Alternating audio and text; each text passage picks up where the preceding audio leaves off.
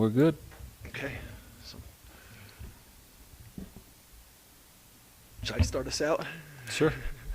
Okay, so this is the planning and zoning meeting for, looks like April 11th, 2024. It's 5 p.m. I'm the county attorney, Ian MacLaren. I'm here with the Planning and Zoning Commission, and tonight we've got about an hour, right, Don? Correct. We've got about an hour to do a training with you guys. This is the first time I've done this with a P&Z Commission. I know our previous county attorney, I think, did it once, but not a lot of notes on exactly what he did. So I just kind of brainstormed and came up with some ideas and some things that I wanted to share with you. And then at the end, hopefully we'll have plenty of time for questions and answers, and we can discuss specific things that you want to discuss today. The way that I kind of divided the training tonight, I want to start with talking about ethical responsibilities for the Planning and Zoning Commission. I know you guys had a training with DOLA, correct? And did they talk with you guys about ethics per se and ethical responsibilities? I don't want to rehash if it's stuff you guys have already heard. Yeah, they did cover that in January. Okay. Well, I'll touch Ethics on that. and recusing and those type of items. Okay. I'll touch on it briefly, and if it starts to get redundant and you guys are in a position where it's like, man, I've already heard this, I know this, let me know, and then we'll move on, because I don't want to waste anybody's time. After that, I want to talk to you guys a little bit about your role as quasi-judicial decision makers. You guys sit as a quasi-judicial board, and in that capacity, you guys fulfill the role that a judge would fulfill in a courtroom. So when you guys sit as the Planning and Zoning Commission, you're sitting very similar to how a court sits, and there's certain responsibilities and considerations that come along with this position that I think are important to understand and think about. And so we'll talk about that. Then I want to talk a little bit about interpretation of the Land Use Code. I know that that's always tricky when you get into interpretation of statutes or codes or regulations or things like that. There's not a hard, fast way to do this. This is a little bit different than hard science, and so we'll talk about some of the things that you guys can do to help yourselves when you're faced with difficult questions or ambiguities or things that might not be as clear in the code as you would like them to be. And then we'll close out with a little bit of a discussion about making a record. I think making a record is probably as important as anything that you do. And by making a record, I mean when you guys make decisions, you have to put facts that underlie your reasoning and that help me or the county commissioners or potentially a judge at some point understand, hey, why did this board come to this decision? And listen, that's a skill. That's something that's extremely difficult and it's but it's so important. And so hopefully I can give you guys some tips on how to make a competent record, and then at the end, we'll close out with some hypotheticals. I've got a couple. We've got 4 commissioners here, and then looks like we've got Mr. Armstrong on the WebEx. And so, Mr. Armstrong, do you have access to the training document that I passed around? It's a pretty basic outline. Don, did you send that to me? I just now emailed that to you. Okay, let me get it up. Give me Okay, a second. perfect. And this is more of a guide just to kind of keep ourselves straight than anything. And this is recorded as well, Don? Correct. Yeah, It's so on you YouTube. guys can always go back and watch this at any point in time and if you have questions. So let's, any questions before we get started? Anything you guys want to bring up before we get rolling? No? Okay. So ethical responsibilities, I think this is somewhat maybe the boring part of the training, but important because, ethics are always going to be of utmost importance for any kind of body like this. You guys ultimately serve the citizens of Montezuma County and the people of Montezuma County, and so acting ethically is really, really key. Just some general ethical responsibilities to think about. Serving the public interest, that's huge. You guys serve the public interest, and you are, you're appointed by the Board of County Commissioners. The Board of County Commissioners are voted in by the people. And so at the end of the day, the people are your constituents, and that's who you serve more than anybody else. So always keep that in mind. Recognize the rights of citizens to participate in the process.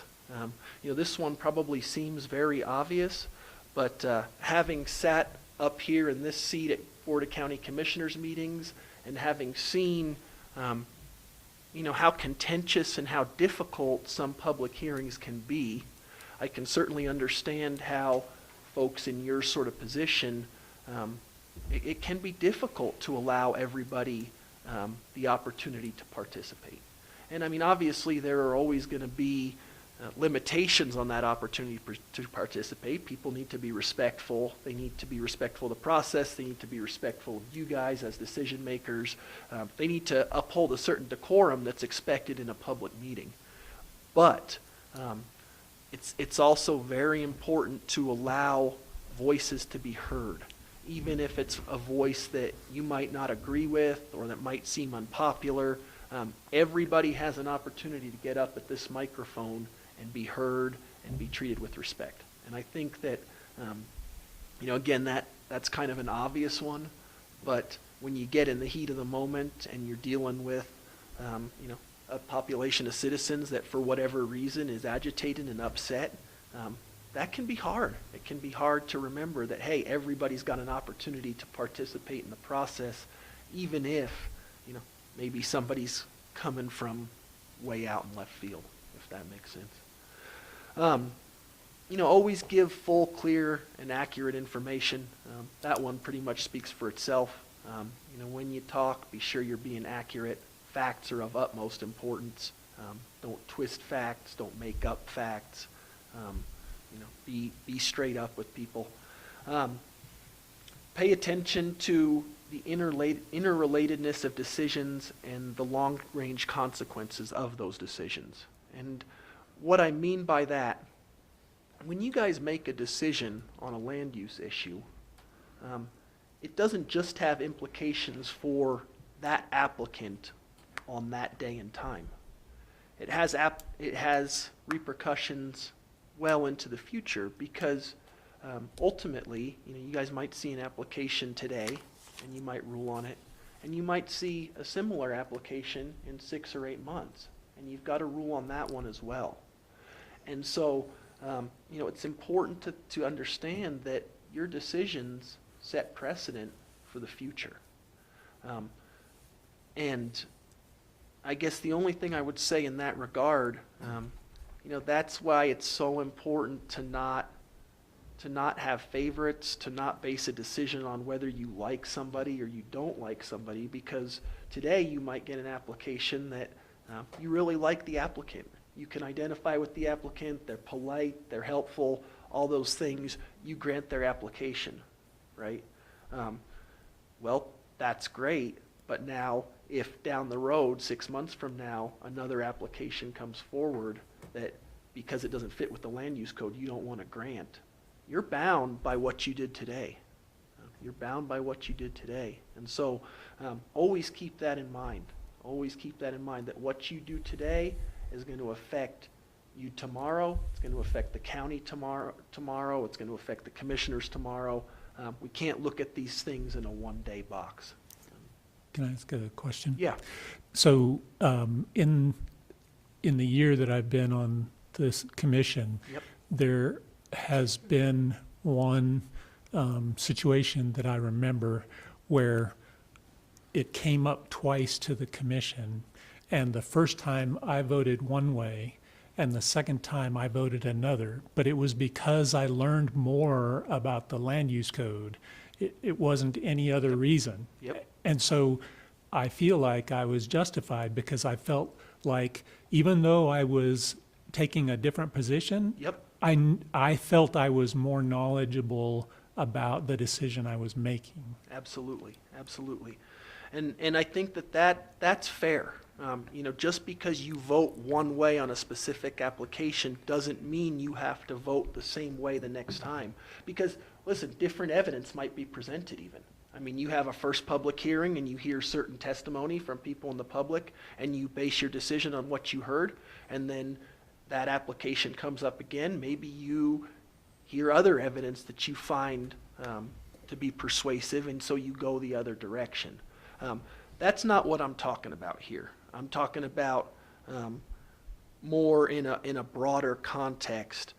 Just be sure that you understand that what this board does is going to be somewhat binding on the board in the future. I'm not saying that you can't consider each circumstance individually, but each decision you make is precedent setting. Does that make sense? Yeah. Okay.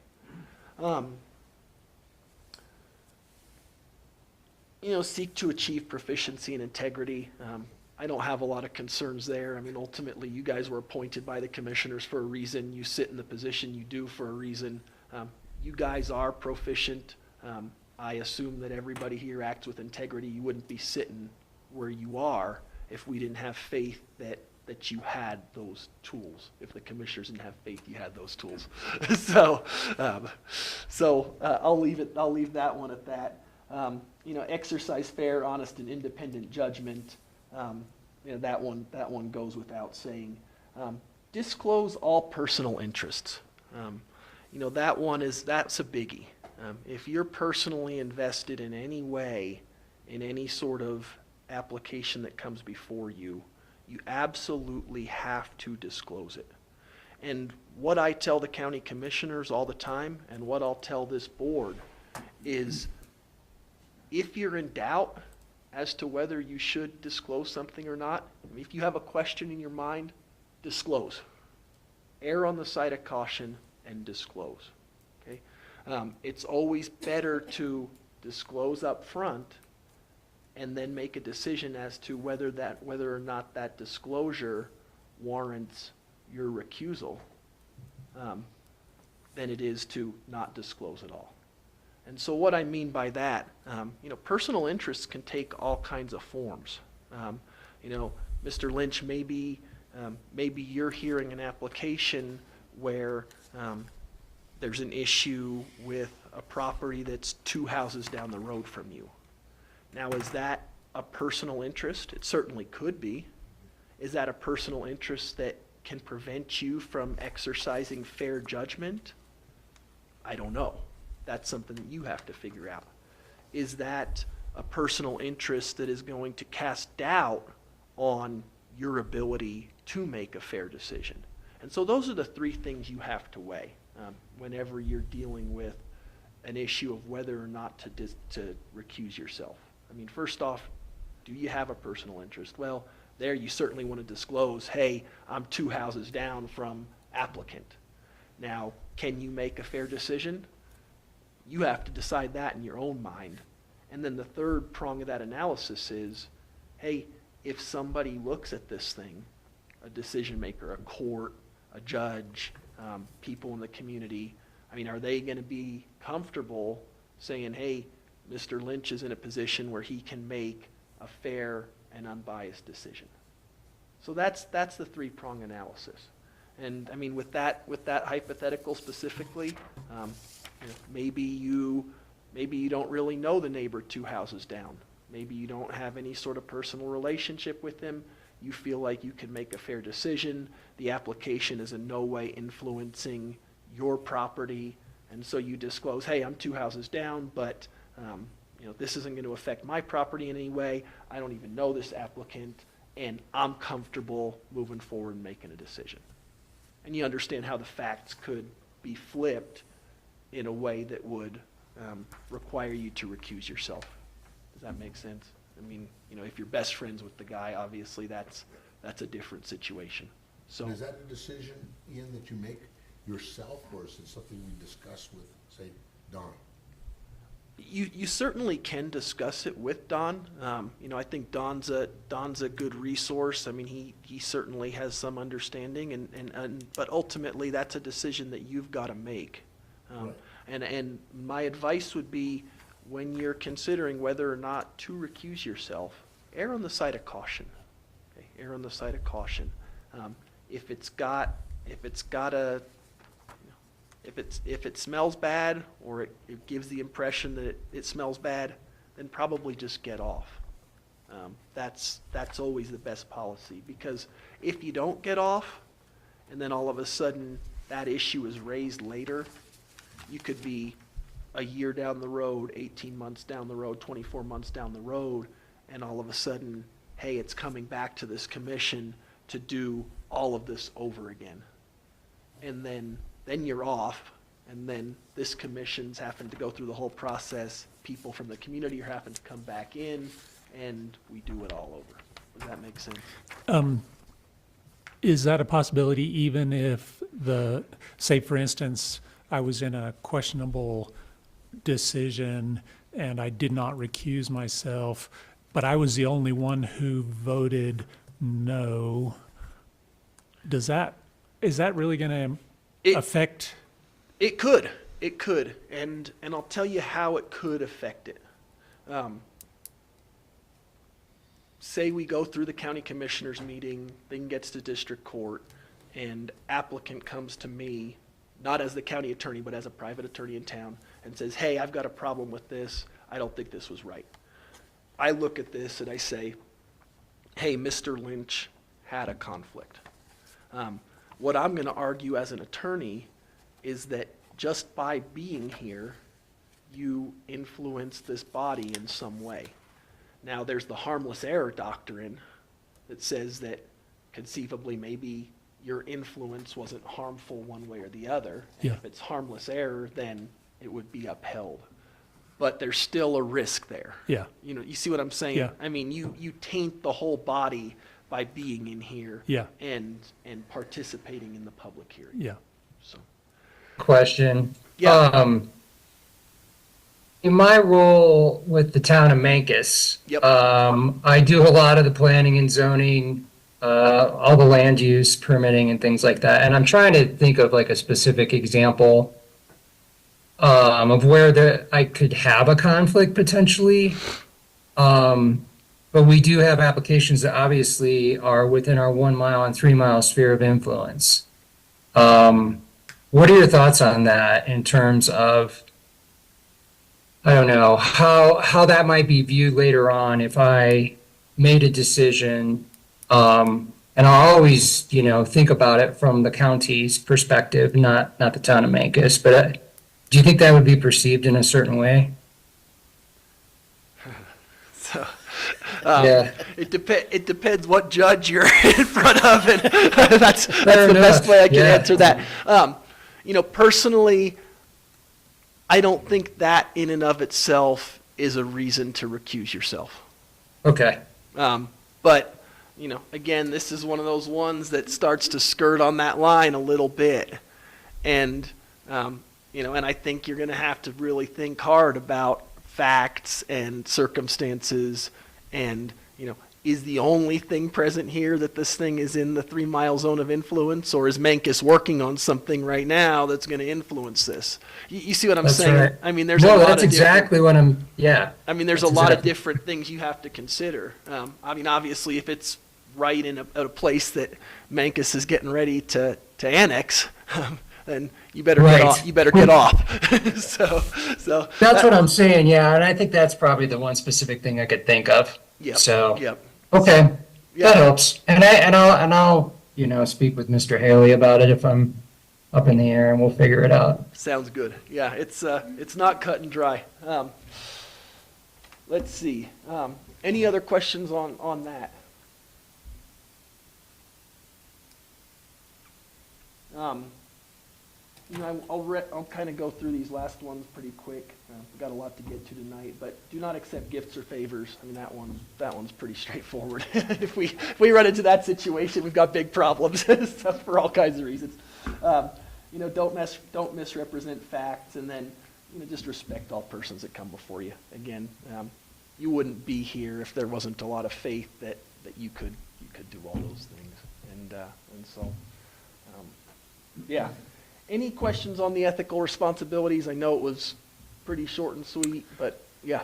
The second one you talked about is the rights of citizens to participate in the process. Yep. And I've noticed that one of the things that is possible for the chair to do, and also, I mean, I've seen it in the BOCC meetings, but here as well, is to either change the time per person from 3 minutes to 2, or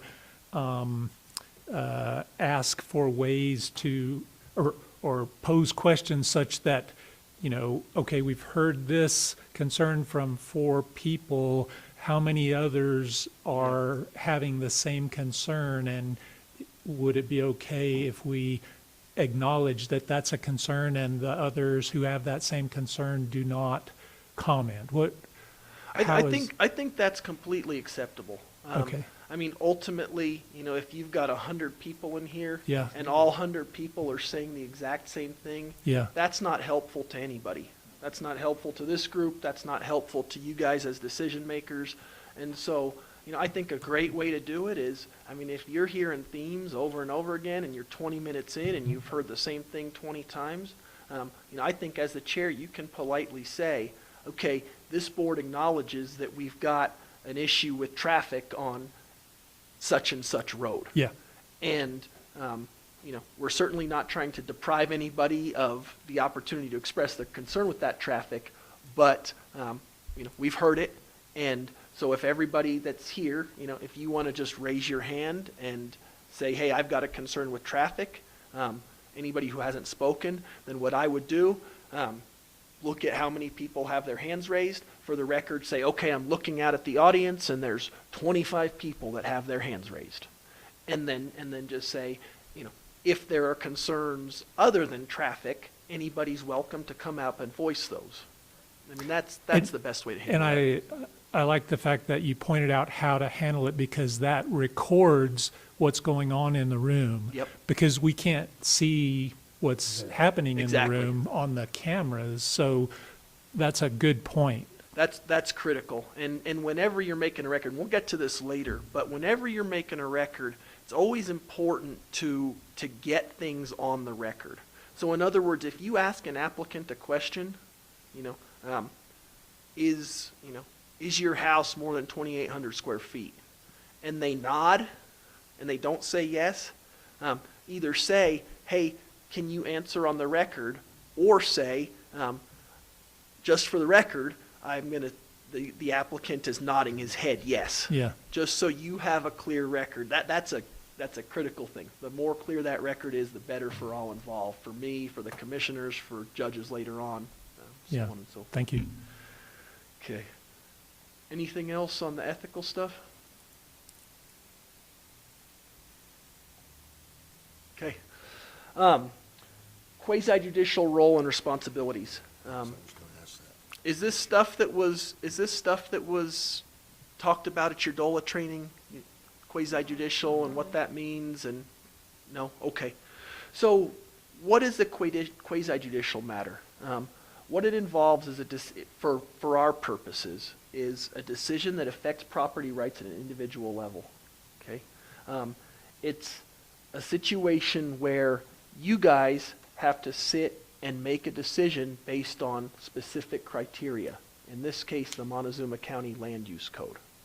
Okay, so you guys are sitting as judges, and you're applying the Montezuma Land Use Code to determine whether or not to approve or deny an application. That's the best way I can say it. Quasi-judicial means you guys are sitting in the position that judges would sit. Okay. Quasi-judicial hearings, they require notice, a public hearing, and a decision based on the record that was created in that hearing. And obviously the decision has to be made by a fair and impartial decision maker, or a group, in this case, of fair and impartial decision makers. Important stuff, do's and don'ts for quasi-judicial decision makers. Okay, don't make up your mind before the hearing. Okay, that one's pretty obvious, but listen, we're all human. Okay, we're all human and we all have feelings, but Don't go into a hearing with preconceived notions. Base your decisions on the evidence that's presented to you. Base your decisions on what's in the packet, base your decisions on the testimony that you hear, base your decisions on the land use code. That makes it, I yes. have a question. Yes. So, no site visits. That means we shouldn't be driving by these places to take a look at what the physical. Absolutely. Absolutely. Well, why is that? I don't understand that. Because if you do that, you are tainting yourself before you ever get to a public hearing. I thought, How can you My get the lay of the land and the Yeah. scenario, If this- traffic, If this access? If this commission wants to do a site visit, then you guys should schedule a time and a public hearing to go do a site visit. Everybody together. Everybody, not individual. Everybody together. And then when the public hearing comes here, you guys disclose that, hey, we scheduled a public hearing or a public meeting, we noticed it, and we were all there. We all made the site visit, because that way everything's out in the open. There's no question of, Mr. Lynch and Mr. Doyle were down on their own, talking at, Road T about this specific situation, and, oh boy, I bet they were like colluding amongst each other and coming up with something, and now here they are in the public hearing, and they know all this stuff that the public doesn't know and that the other two commissioners don't know. So like, in our last session, one of the issues that came up in our last session is a property that I drive by, Yep, I guess, 12 times a week. yep. And I had a concern around the traffic issue around it. Yep. But that was based on, I don't have a prejudice about it, but maybe I don't know if that's something I need to disclose. I did disclose that I drive by it. You should disclose it, absolutely. Pretty sure I said I drive by And you it. know what? We had a situation, I don't know, probably 4 years back, where a commissioner did make a site visit. He did make a site visit to a property before the property came to a public hearing. And my advice was, disclose it. Disclose that you made the visit, disclose when you made the visit, disclose what you gleaned from the visit. Put it on the record right away. So it's all out here, so everybody in the public understands exactly what they're dealing with. So the applicants understand what they're dealing with. That's the best way.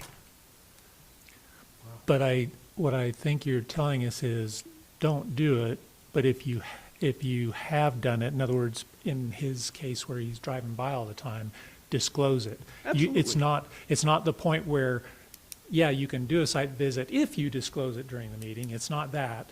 It's avoid those, and if you do it. My recommendation would be to avoid them if you can. Now, we're in a small county. Listen, I drive by the properties that we deal with up here all the time, and just driving by, I don't know that in and of itself needs to be disclosed. Now, if because you've been driving by, you've got a concern with traffic, then you probably should say, hey, I drive by this every day, and I've got this traffic concern. And that doesn't mean you have to recuse yourself, but disclose it. It's always best to be forthcoming and to put everything you know out on the table. Because if you don't do that, then everybody's operating at a disadvantage. And so that would be my recommendation. If you guys feel that it's necessary to do a site visit, you're not feeling like you're getting a sense from whatever's being presented here, either photos or testimony, that, man, I don't have a good feel for this. Let's continue this public hearing for a month. Let's set up a time to go as a board and have a site visit. That's best. That's best.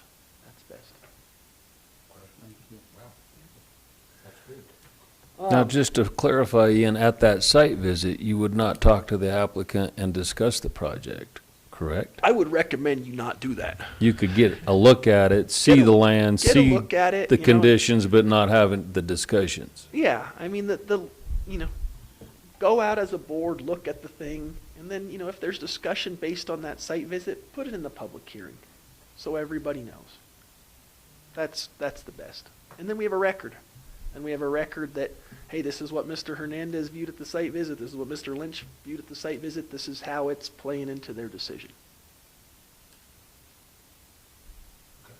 I'm trying to imagine scenarios where that would happen, and I'm not able to think of a scenario where we would know that it's important to go visit this particular site before it comes up for a public meeting. And I think Make he's a, saying make a after. motion during the public hearing for a site visit and continue the public hearing. And extend it, Extend it. Yep. to the next month, yeah. Yep. That's the way I would suggest handling that. I can imagine that. Yeah, and there's, yeah, I can see In things coming up. the near future, I can imagine. Yeah. I'm not going to comment on that one. I'm not saying anything. But that's the best way. That's the best way.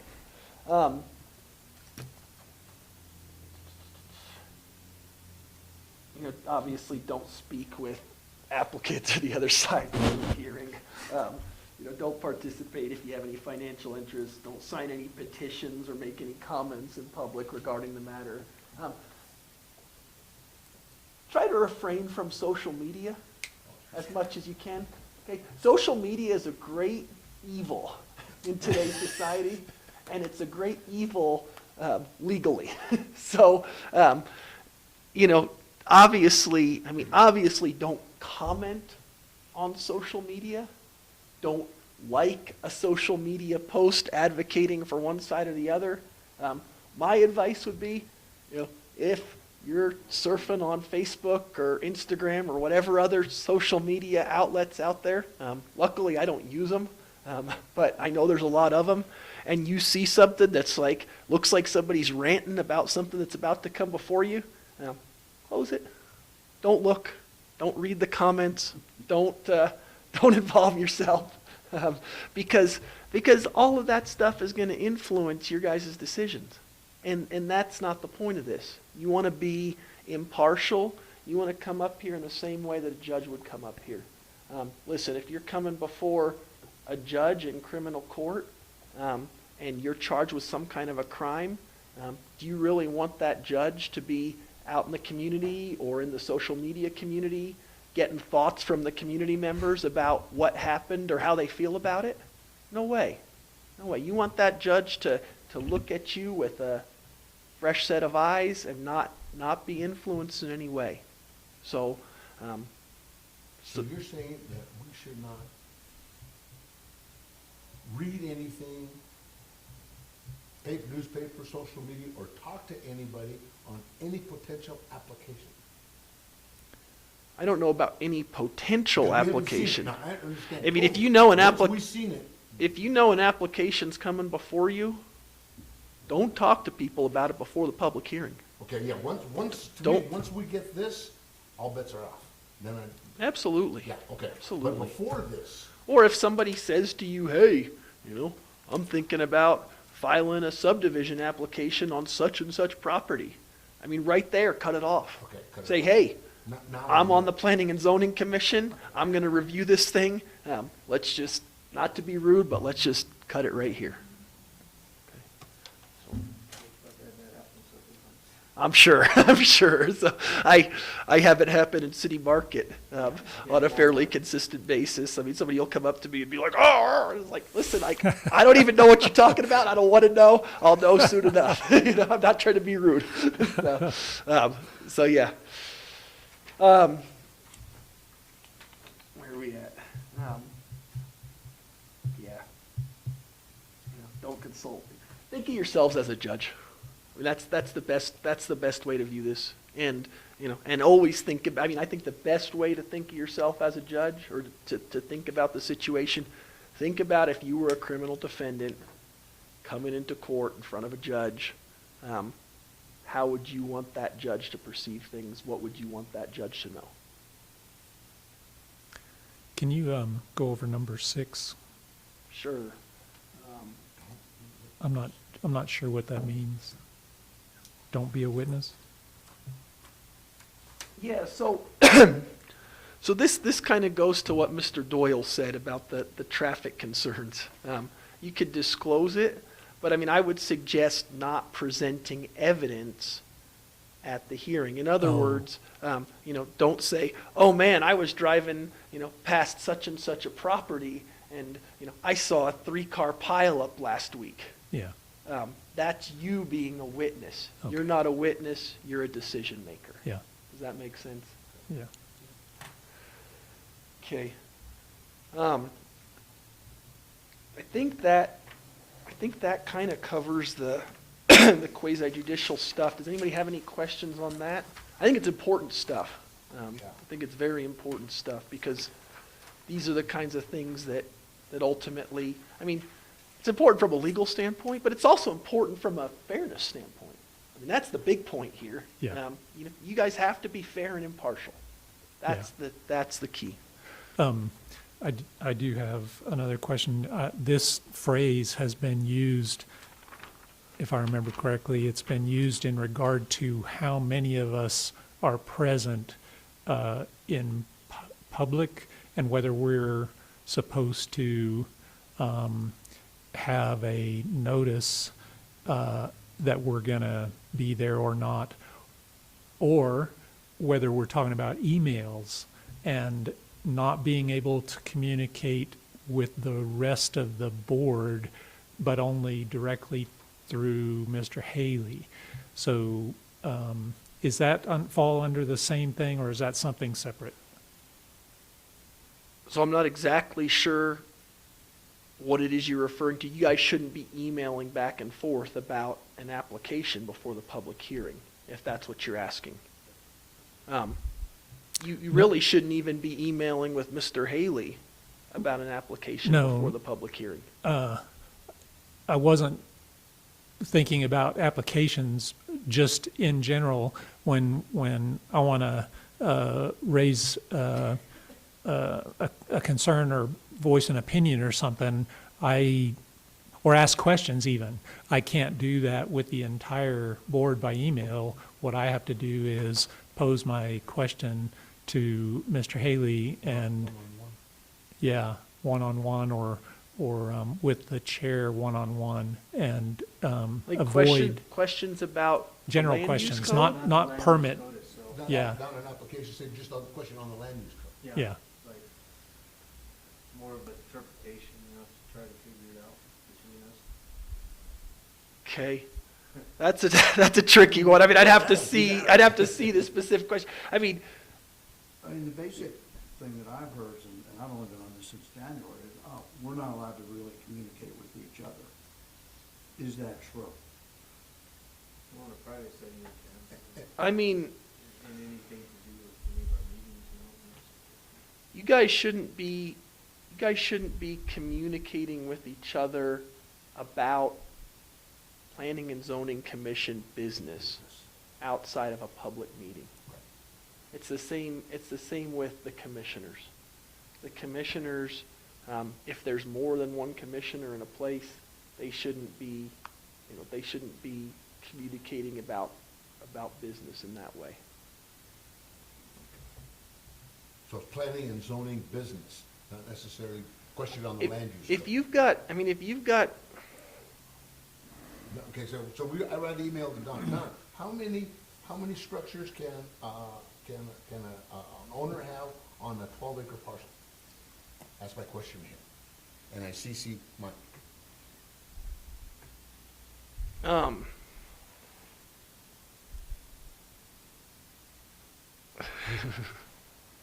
That one's tricky. Well, if it would be better, maybe we could pose that for a future training that give you time to kind of mull it over, chew on it. I mean, yeah, I would recommend against having those kind of communications outside of a public setting. Now, can you do it and get away with it? Yes, you probably can. Could it create issues down the road? Yes, it probably could. It's traceable. Well, And so, I mean, there's nothing, I guess here's the short answer. There's no law that says, hey, Commissioner Lynch can't email Commissioner Hernandez with questions about or discuss the land use code. The problem would come up if there's a long chain of emails between Commissioner Lynch and Commissioner Hernandez about the land use code, and then all of a sudden we get a case that centers on that question, and somebody makes an argument, hey, these guys were colluding. And I don't know how a judge would come out with it. That's the ambiguity. But it certainly could create a perception of a lack of impartiality. Could, arguably. Now there's no bright line rule that says you can't do it. I can see that on any specific application that we might Yep, be seeing. yep. I'm not sure if I see that on a general It's probably, question of how we approach things. yeah, I mean, I think you could, again, there's nothing that says you can't do it. Okay. There's nothing that says you can't do it. I mean, I certainly don't get into anything specific in regards to an application. Yeah. And certainly understand that if you've got a pending application with a specific issue, like say you've got an application that's got some kind of a zoning issue, and all of a sudden that application's pending, and, Commissioner Doyle, you're emailing Commissioner Lynch generally about the land use code, the zoning provision that's at issue in this thing. I mean, you're getting pretty close there. Now, if you guys want to talk about how you run business up here, like procedure stuff, hey, Commissioner Doyle, I've got a question about, what do you think about the time for public comment? I mean, you guys can talk one-on-one about that stuff. It just don't get too, avoid the applications or anything that could be perceived as a conversation Yeah. about the About an applications. application. Yep. Okay, that makes sense. That makes sense. Now, to further that, sunshine, is it one-on-one, or can we do it as a group? Or not do it as a group, just one-on-one? Sunshine. Ask that question to Don about, You can ask it, but it's probably a public record. And I was under the assumption that because we would take the care to email Dawn, if we were including another commissioner on that email, those emails are part of public record, so it should be okay because it's being done in the open or could be revealed through a FOIA or whatever. And my assumption was that helped make those communications okay, as long as they aren't about a specific permit application. Definitely avoid permanent application stuff. I mean, that's key. Yeah. Avoid anything that could be perceived as anything relating to an application. And that's where you get tricky. Because I mean, I don't know about you guys, maybe you sit around at night and just ponder the land use code generally. But I mean, my guess would be when you've got a question about something in the land use code or something you guys want to discuss in the land use code, it's probably related to an application. If it's not one specifically in front of us, it will be. And if you want to talk about general things that might come up, have at it. But I mean, my point is, if you're talking about it, you probably, listen, when I talk about stuff, I don't generally just talk about the law to talk about the law. I talk about the law because I'm dealing with an issue that's come before me. You see what I'm saying? Yeah, and with us, it's personally, I think it's different. We're trying to learn intelligently how to apply the land use code, and so as I read through I get a question about something, I'd like to know how that's been handled in the past and That's fine. and what this means and Well, what it means is not going to be something that Mr. Haley's going to be able to answer. correct. I understand that. But how it's been handled in the past is something he absolutely can answer, and you should ask him. Okay. Yeah. That clarifies. Sorry, I didn't mean to cut you off. Didn't mean Sort to of. cut anybody off. Sort of. So, well, maybe we can come back and trade more on this. It's not a clear-cut area. Yeah, You know, and what I tell the commissioners all the time, I mean, attorneys are trained to be risk averse. yeah, So, I mean, if something even looks like it could create a problem, man, don't go there. yeah, And then if you go there and you get in trouble, I'll protect you. But, I mean, but if there's a chance, I mean, my number one thing is always stay out of litigation. yeah, And you know what? The commissioners don't always have that same, because they're in a different position.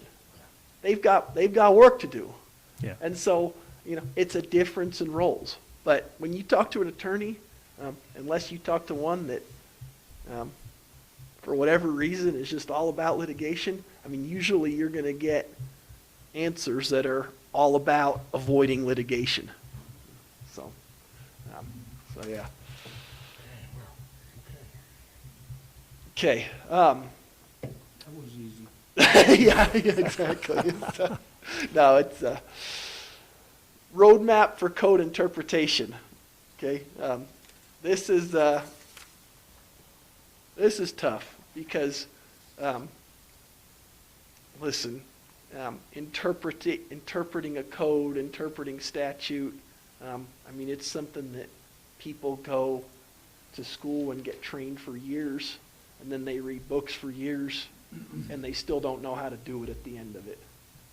It is not easy. It is not something that brings you comfort. You know, you read these things, and I mean, I can tell you from reading statutes, I read a lot of statutes that I read 25 times over, and I'm still not quite sure what the heck it means. So get used to that. Get used to that. Here's kind of a general roadmap that I use. This is kind of based on some stuff that we went through in law school. Obviously, a real dumbed down version, but basically, start by looking at whether the language of the code is ambiguous. Okay, if it's not ambiguous, just look at the plain language of the code and apply it. Okay, the whole purpose of statutory interpretation is to give effect to the intent of the legislation. Your job is to try to determine, hey, what was this code that was given to me intended to do? What does it say? And if it says it, then do it. Does that make sense? Mr. Doyle, you look dubious. I mean, it makes sense. I mean, I think there's some conflict within the code. For instance, you'll see in the beginning of the code, they talk about the objective. Yep. Which is highly subjective. Yep. Highly subjective Yep. language. Yep. And then you go to specifics within it. Yep. And they might conflict with what your subjective view of that interpretation of the Yep. objective is. I understand. And this, so I mean, to Yep. me, to a certain extent, I think the commission needs to be a little comfortable with ambiguity. Absolutely. Right? Absolutely. It's always going to be ambiguous. This is not science. This is not hard science. And hard science is a totally different study. Because in hard science, if you put two compounds together, you know exactly what it's going to produce. I became an attorney because I'm not a scientist. Okay, I'm all about ambiguity. Okay, I've made a living off of making arguments about ambiguous clauses. Okay, so you got to be comfortable with some ambiguity. If you do run into ambiguity or language in the land use code is unclear, okay, what interpretation of the ambiguous language is going to be in harmony with the code as a whole? What I mean by that, okay, pay special attention to the purpose sections of the land use code. If a specific thing is a little unclear as to what the drafters intended, look at the purpose. Because in theory, whatever's in the code should be in line with the purposes of the code. Does that make sense? And so, if you're unsure what something means, and you're like, man, this could mean this, or this could mean this, I'm not sure, go to the purpose section and see which meaning is more in line with the purposes that are set forth in the code. That's a good way to resolve it. Does that make sense? Questions on that? Okay. Obviously, you can always use a dictionary. If there's words that are ambiguous or you don't understand, that's something that I run. I've got a Black Laws dictionary and a Webster dictionary down there, and I always look at the dictionary meaning of words if either I don't know what the word means, or more often if it just is ambiguous and where it sits. Hey, what does the dictionary say this word means? Can you cross-reference with other portions of the code? Okay. Are those portions less ambiguous? So in other words, if you've got a spot in the code that deals with, I don't know, a certain classification of subdivision, and you're looking at a different classification of subdivision, well, keep it consistent if one thing is ambiguous and the other thing is clear. Apply the clear to the ambiguous. Does that make sense? Okay. Always consider the context of the specific section that you're looking at. Okay. Again, that goes back to, hey, what did the guys that gave us this code intend for this to mean? What's the context?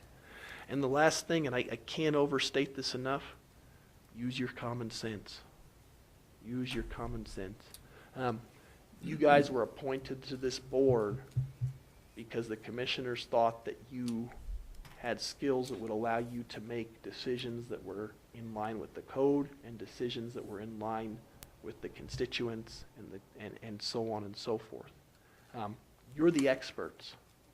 Okay? And I know that might be hard sometimes when you're sitting up here looking at a code that can sometimes be very confusing, but you guys are the judges, and you've got to be able to use common sense when portions of the code aren't clear. That's the biggest thing that I can say. Any questions on any of that? Listen, statutory interpretation. That's what gives attorneys their jobs. Because somebody interpreted a statute sometime one way, and now it's getting interpreted another way, and that's what we're paid to do. We're paid to look at confusing statutes and make arguments for our clients based on those statutes. We're sitting on the bench. We're charged with trying to apply the law we've been given.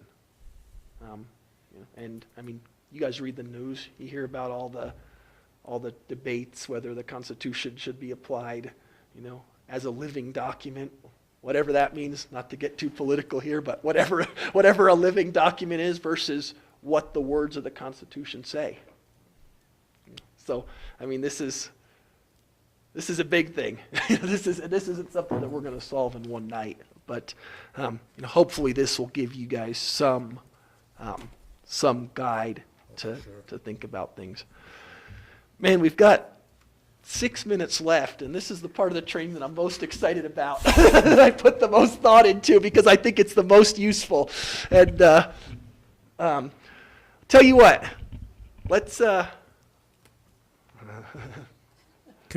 So this is like 2 years of law school. I don't know that we can jam it into 5 minutes, but let me just give you a baseline preview of it, okay? And then we'll do another training, and we'll go into this in more depth. And maybe we'll do another training at the next meeting because I'm really excited for this. So I've been looking forward to it all day. Okay, creating a good record. Okay, there's all different ways you can do that. There's all different ways you can think about that. There's all different methods that you can use.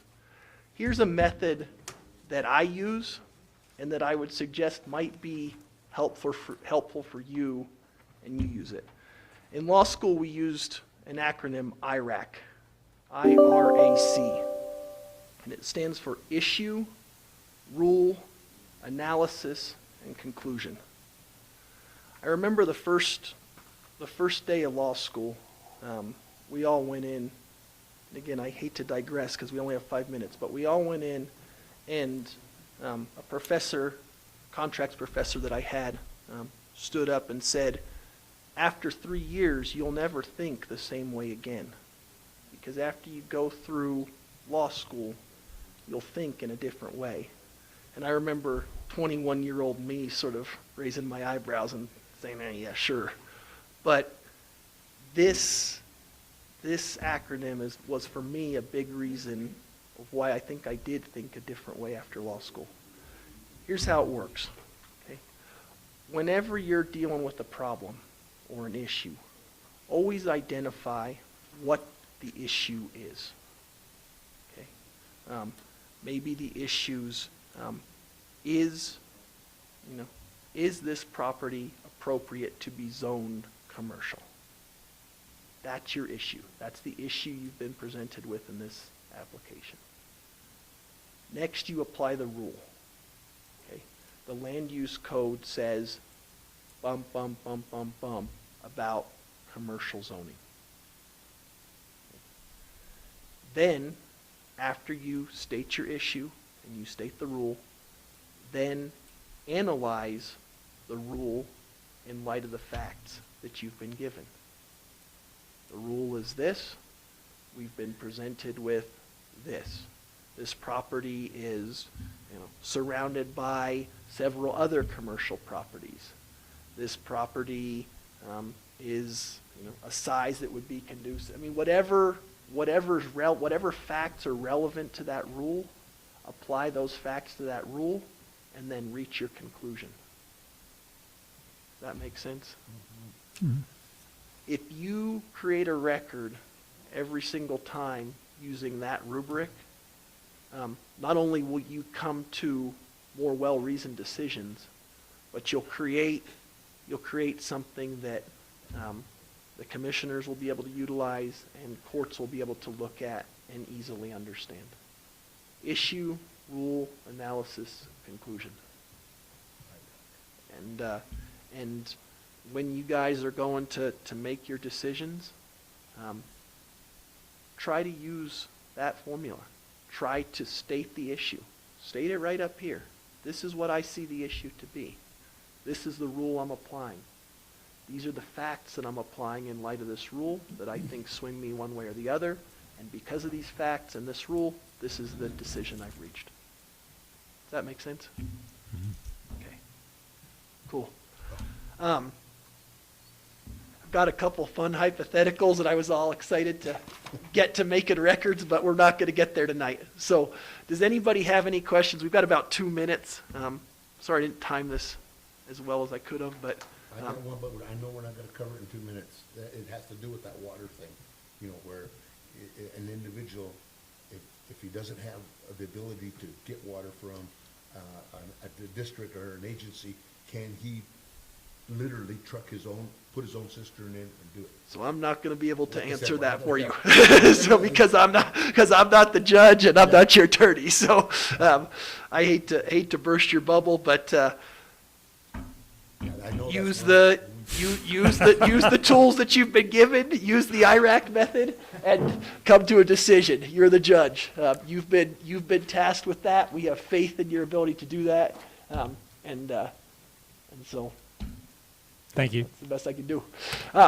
I'll be back if you guys want me. Oh, yeah. I do, We'll, yes. we'll do this again. We'll make a habit of this. Yes, and, please. I appreciate your time, and Likewise, thank you.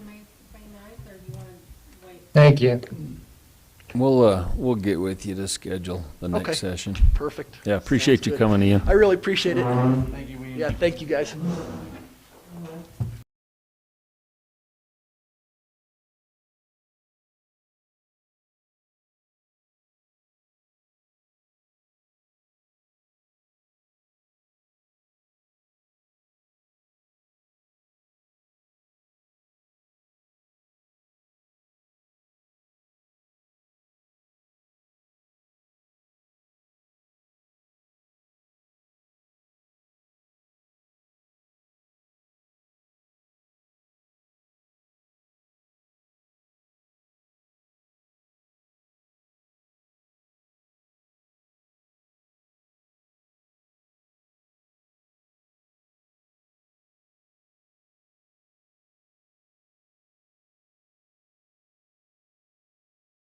put your microphones on.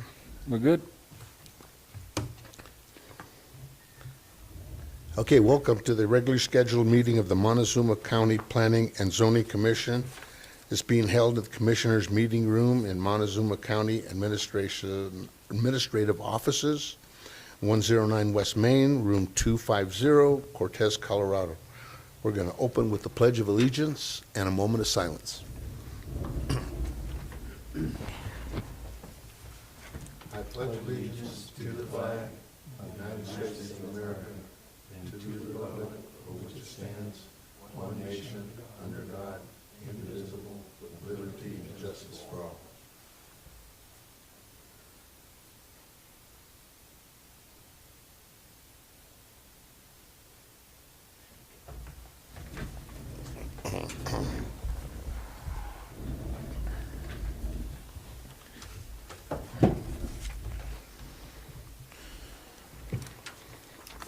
Okay, Don, can we have a roll call, please? Commissioner Hernandez, Here. Commissioner Neergard, Here. Commissioner Lynch. Here. Commissioner Armstrong, Here. Commissioner Doyle. Okay. Also present are Don Haley and Jane Duncan of the County Planning Department. Absent is Haley Saunders. Please silence or turn off your cell phones during the meeting. Important calls can be taken outside of the meeting room.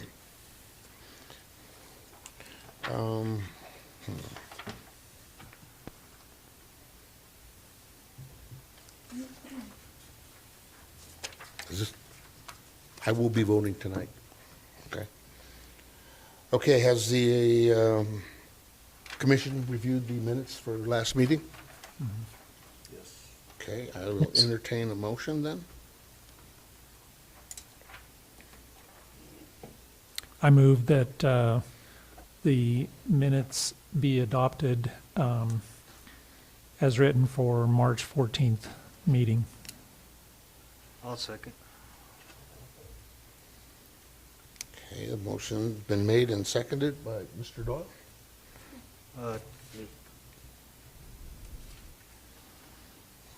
We have a vote, Don? Commissioner Hernandez, Aye. Commissioner Neergard, Aye. Commissioner Lynch, Aye. Commissioner Armstrong, Aye. Commissioner Doyle. Aye. Okay, that is, the motion carried and was unanimous.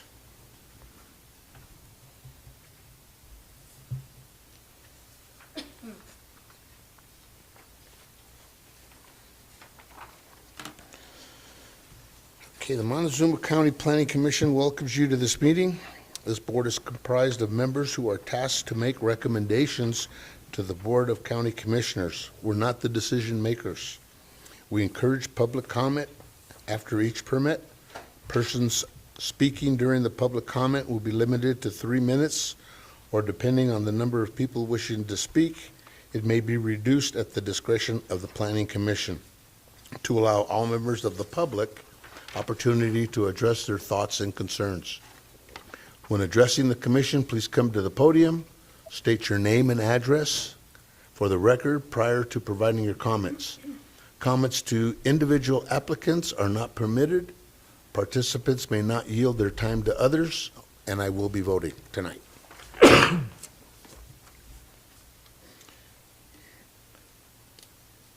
can we have roll call on?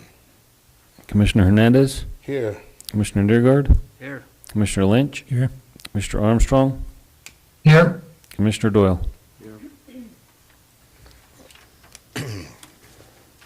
Okay, number 1.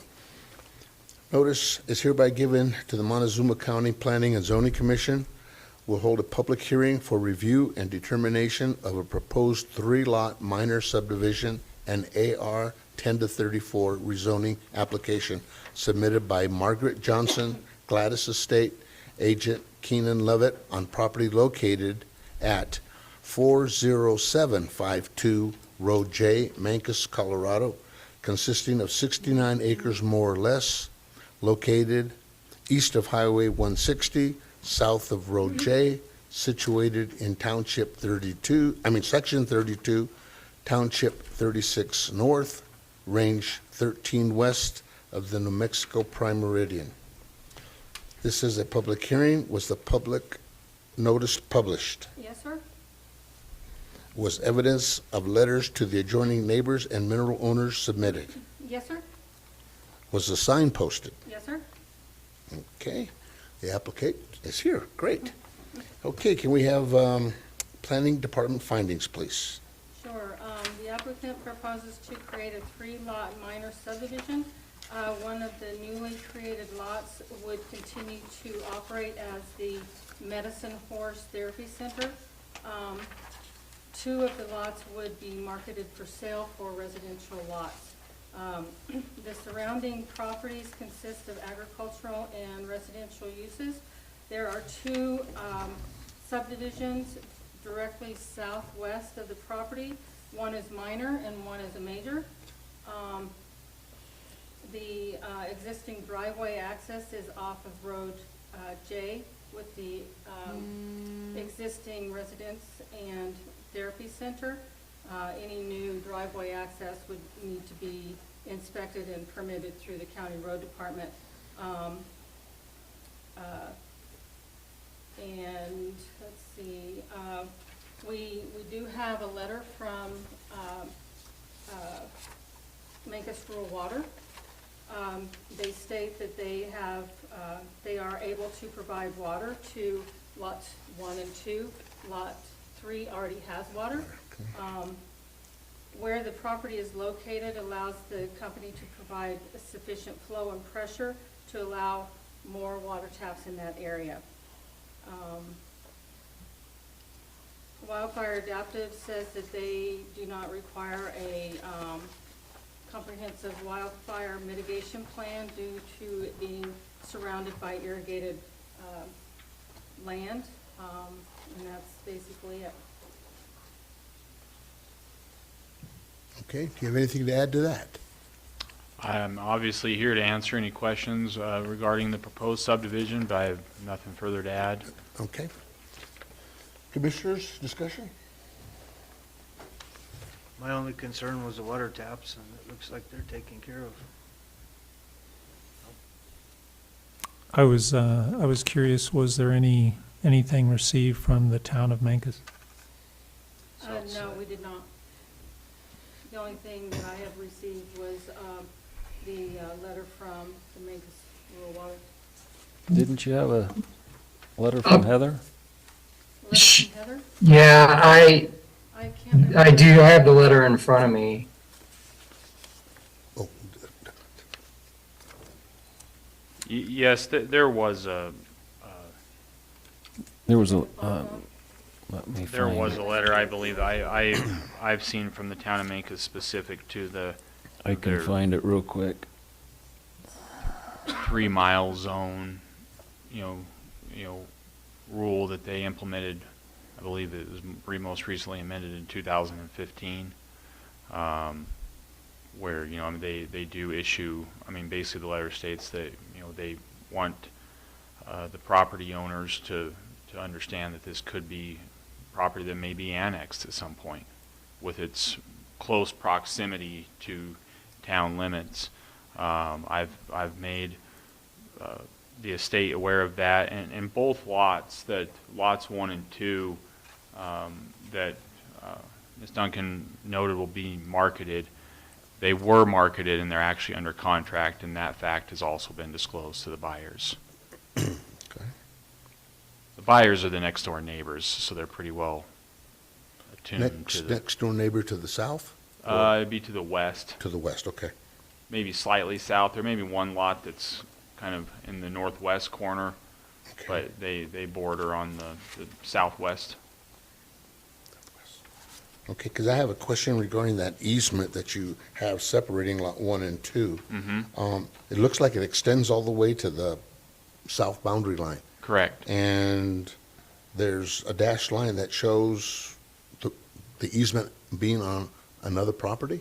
Yes. So this is the estate of Margaret Gaddis owns the property that is being subdivided. That estate is also a majority owner of the Double J Ranch property, which is the property that lies directly south. South, okay. And there is another owner of the Double J Ranch has a private residence that is actually just, well, kind of in the middle of the Double J Ranch, honestly. And so she wanted the ability to possibly also utilize that access to go to her home.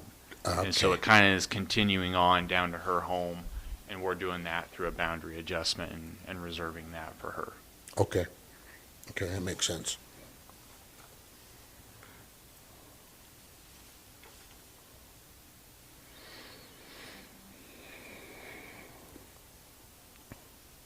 Anything else, guys? Okay, we're going to open up to public comment. Is anybody wishing to speak? Please come to the podium. State your name and address.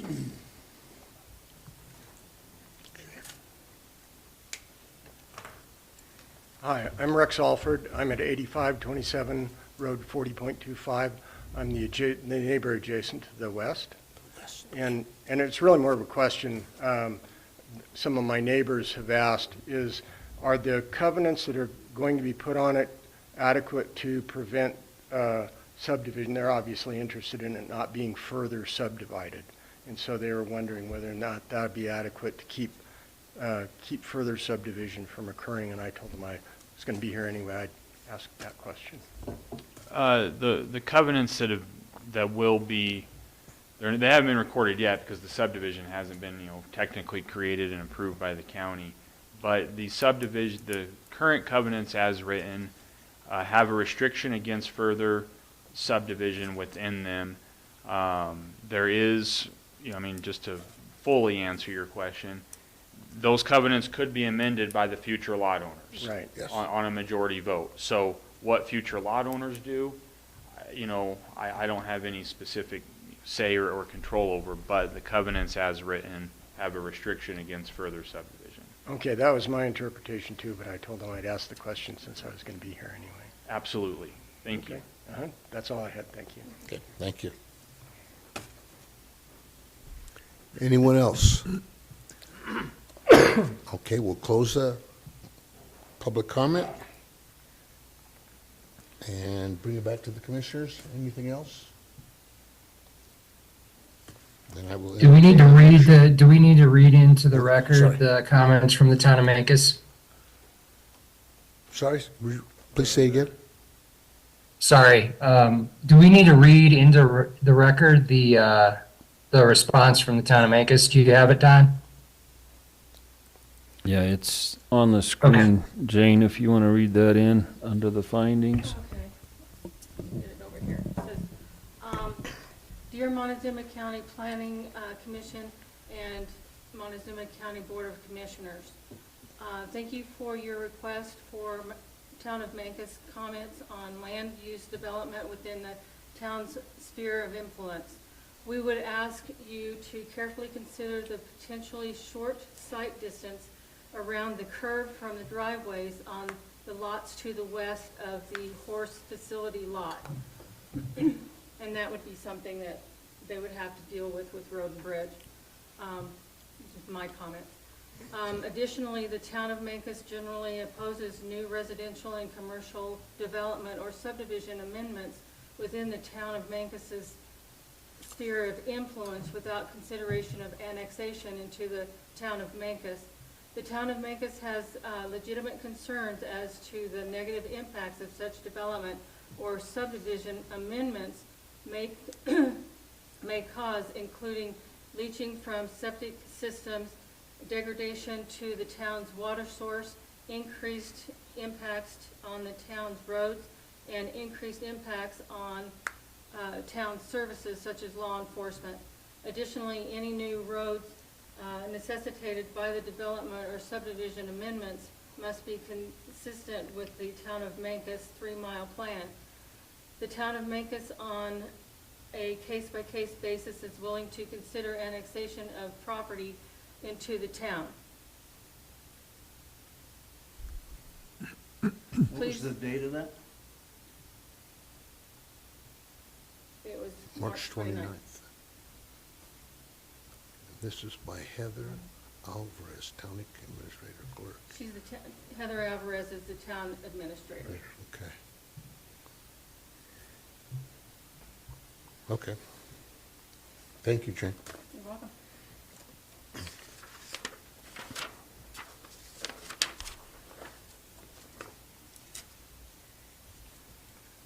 Commissioners?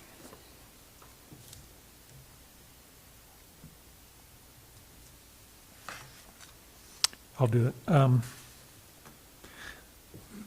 I move to recommend to the Board of County Commissioners to approve a proposed 3-lot minor subdivision and AR 10-34 rezoning application submitted by MargaretJohnson Gaddis Estate, agent KeenenLovett, based on the following. The proposed use is in conformity with the code. The proposed use shall not generate any significant adverse impacts on other property in the area, and public utilities and services are available or can be made available to support uses consistent with the proposed zoning. And I have no conditions. I will have one condition, that the new property owners be advised of the county land use code. Okay. Do we have a second? I'll second. I'll second. Oh. Who was it? Mr. Doyle? Doyle? Commissioner Armstrong.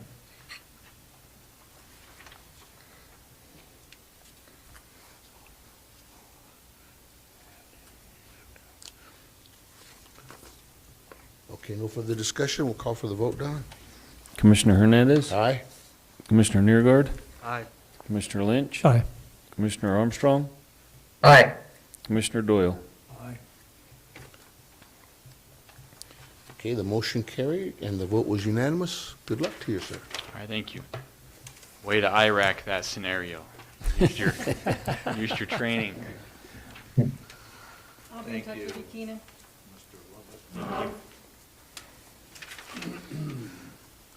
Okay. Can we have roll call, Don? Commissioner Hernandez. Here. Commissioner Neergard. Here. Commissioner Lynch. Here. Commissioner Armstrong. Here. Commissioner Doyle. Here. Okay. Number 2, notice is hereby given that the Montezuma County Planning and Zoning Commission will hold a public hearing for review and determination of a proposed subdivision application for an amendment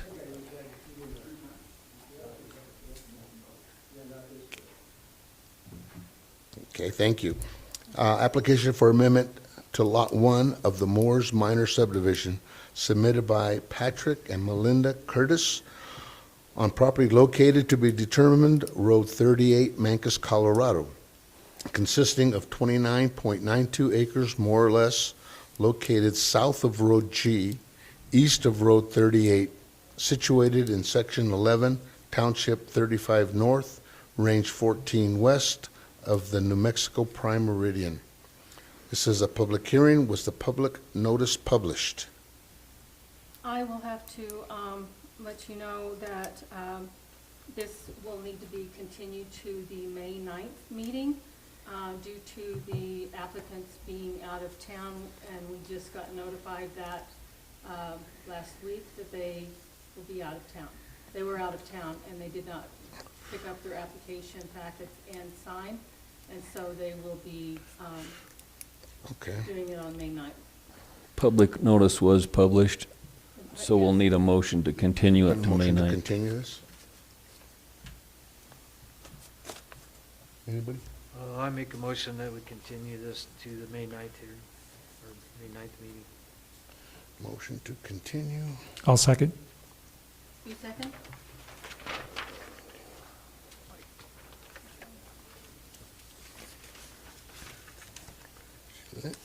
Regard.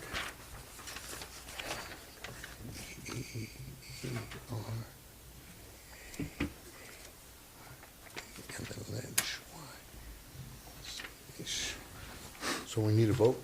Commissioner Hernandez. Aye. Commissioner Neergard. Aye. Commissioner Lynch. Aye. Commissioner Armstrong. Aye. Commissioner Doyle. Aye. Okay, so that application will be continued for May? Yes. May. Okay, well, moving right along then. Then we'll have roll call again. Commissioner Hernandez. Here. Commissioner Neergard. Here. Commissioner Lynch. Here. Commissioner Armstrong. Here. Commissioner Doyle. Here. Okay, number 3. Notice is hereby given that the Montezuma County Planning and Zoning Commission will hold public hearing for review and determination of a proposed rezoning application from AR 10-34 to industrial and high impact permit and special use permit application submitted by Northwest Pipeline LLC, agent Stephen Cabot, on property located at 2490 Road 18, Pleasant View, Colorado, consisting of 11.88 acres, more or less located south of Road BB, east of Road 18, situated in Section 10, Township 38 North, Range 17 West of the New Mexico Prime Meridian. This is a public hearing. Was the public notice published? Yes, sir? Was evidence to letters of the adjoining neighbors and mineral owners submitted? Yes, sir? Was a sign posted? Yes, sir? Okay.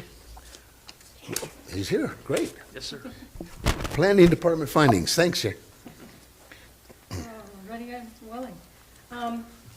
So there is an existing Pleasant View compressor station constructed in the 90s that is already on the property.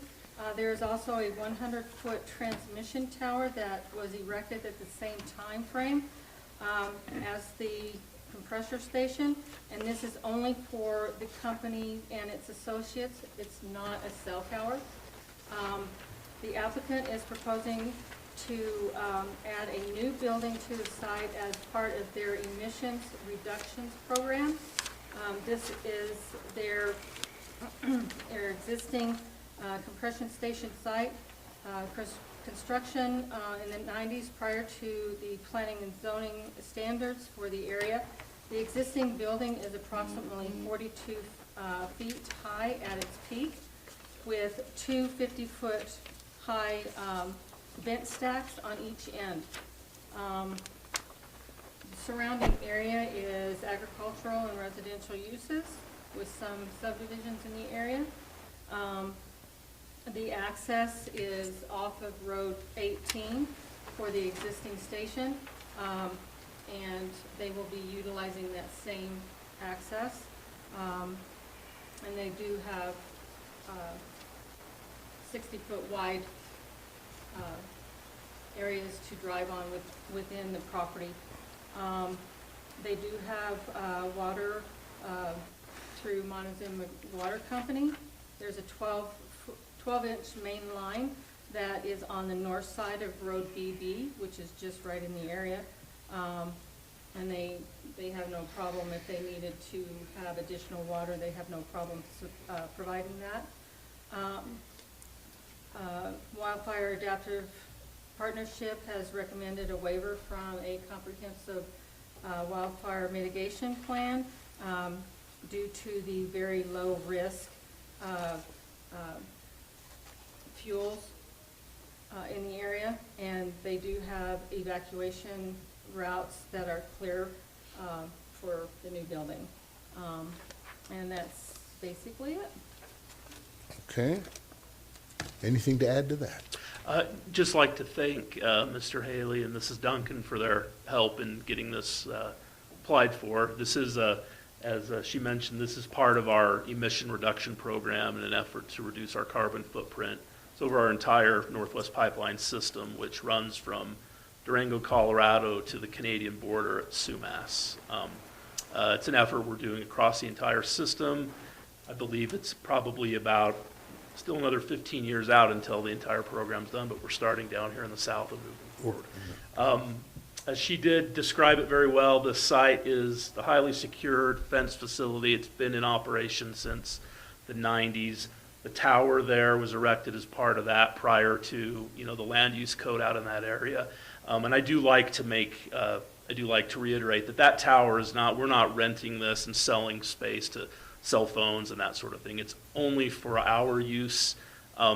That site can be operated remotely, if, in case of emergency, that sort of thing. It's all monitored, highly monitored, and the entire pipeline has been there since the 1950s. Northwest Pipeline was installed and built in the 1950s, and it's, we pride ourselves on our safety and community involvement and, doing what we need to make sure folks in the area are happy, and we operate this reliably and safely.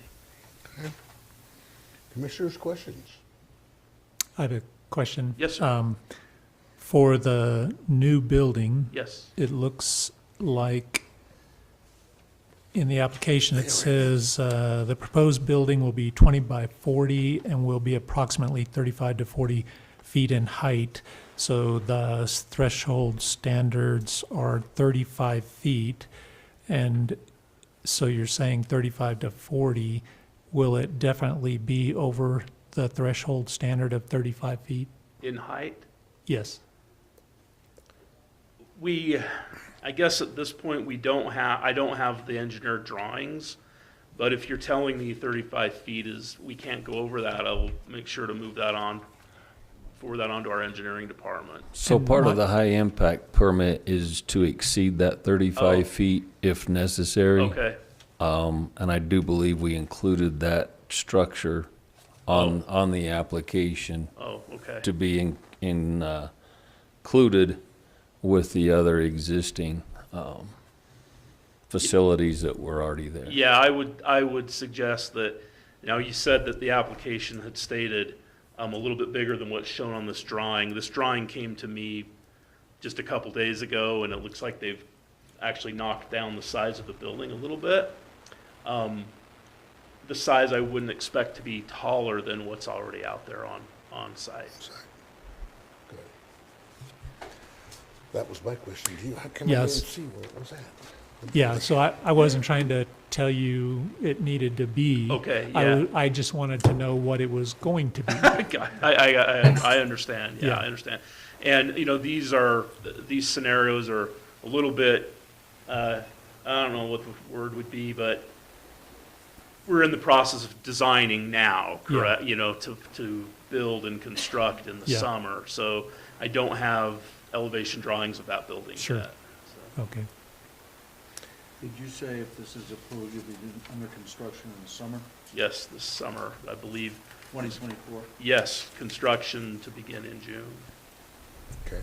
Don, would we not want to see what the proposed building is at least going to be looking at, like when an application comes in? We typically would, but this one is actually located within the site and really won't be that visible Okay. from the perimeter. The scale of the building, and part of the reason for the application in '09, they did this metering skid, as you'll see on the drawing. At that point, think you saw in the application that it was taken before the county commissioners. If adding that skid to the site required a high impact permit or an amendment, obviously this was there before the land use code, so nothing existed. It was deemed that a waiver for issuing a high impact permit was necessary. That's what this waiver 605 is for. The commissioners deemed that it wasn't necessary at that time for that small improvement to trigger a high impact permit. So we're now catching up with that as well as this new building. Like I say, it's a pretty small building. It's contained within the site. Pretty much is going to be obstructed from view by all the existing facilities. So, it's, if it was a bigger impact and more visible, that's probably something that you guys would want to see. Bigger footprint, okay. But, actually this latest rendering, it's actually slightly smaller than we anticipated, and it's contained within those other buildings as opposed to being down here to the south that we thought it might be, so. Right. So That was a bit of a last minute change, yeah. So, I think that's, it's a fair judgment. It's gonna be a silver metal building. And Just like the one that's up there. the application Just like the one proposes that's to also change the zoning to industrial. So, correct. And it's, It is also a zoning application. Okay. This was created by an exemption. Williams owns the other, it was a 40-acre parcel. They exempted this off. It was zoned AR 10 to 34 at the time, which it really shouldn't have been. But, so we're now getting it up to code with an application to zone it heavy industrial. because it is. Correct. Industrial, okay, okay. Right. And it always has been. I mean, Yeah, it has yeah, been. it's operated as heavy industrial, so we want to clear that up. Okay. That was one of the issues Don and I spoke about, was as we started looking at this, realizing it had never been zoned as it should have been back in the 90s. Right.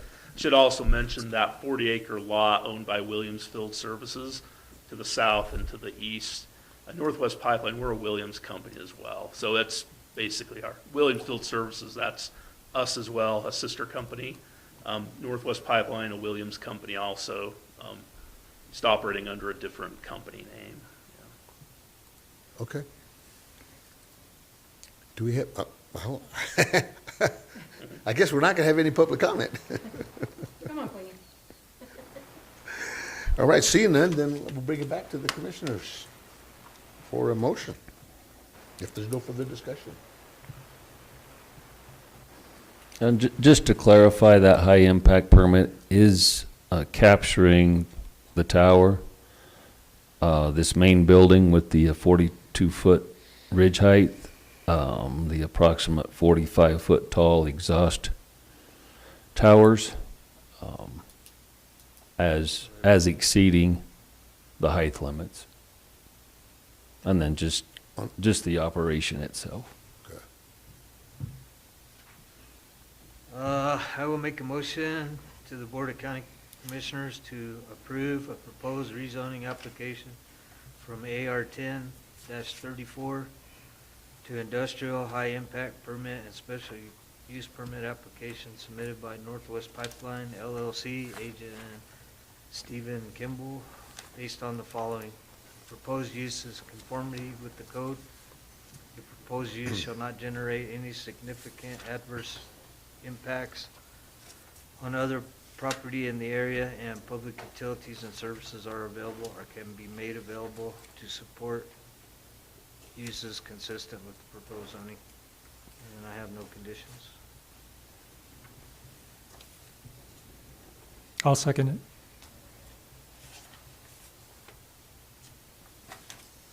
Okay, with no further discussions, call for a vote.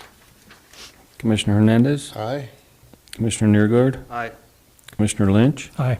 Commissioner Armstrong, Aye. Commissioner Doyle. Aye. Okay, the motion was approved, and it was unanimous. Good luck. Thank you. I just want to say thanks to the planning and zoning staff and the commission, and ask what my next step is now. I'll be in touch with you, Stephen. Okay, thanks. Appreciate it. Thanks. Thank you. Good luck with your project. Thanks. Thank you.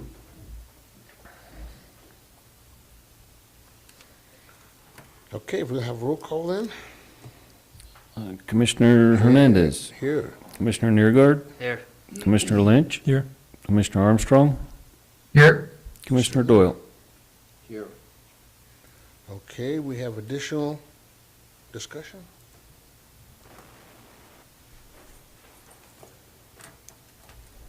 Additional items to be I would like discussed? to inform you all here that Queenie, Miss Mayor of Mancos, this is her last meeting with us. Oh. She will be no longer the mayor. Yeah, I'm sure limited. I did my last full meeting last night on the 24th. I will call the meeting to order and then swear in the new people, and then I'm sure limited. So I just want to say thank you guys for putting up with me. We will miss you, Queenie. you We will for- miss you. Hanging out with us. We just dropped and just did at that time. But it is bittersweet. I did 16 years, stayed on the board, and that made us clear. So there's little tears, but again, thank you guys, and thank you for all that you do. Appreciate it. Thank you. Thank you. Appreciate- Thank you. Appreciate you. it.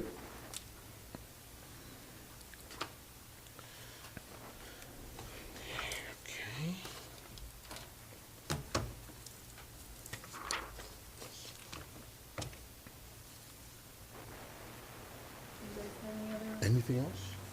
We're still working on the changes? Okay.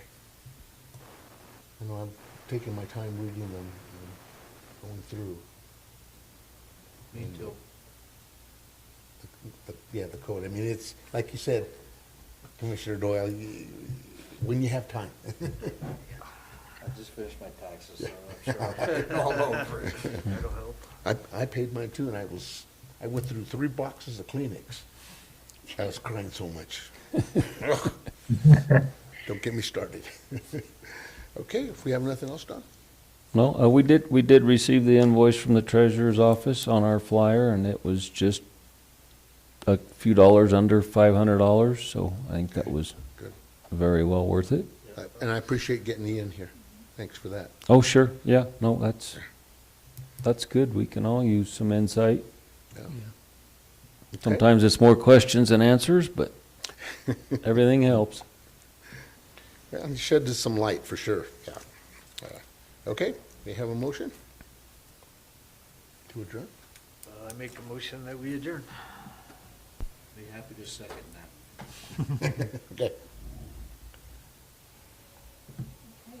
We're adjourned at 6:37, more or less. It's almost a record. Almost. We Almost. had one that Well, was. what a difference a month make, huh? Yeah.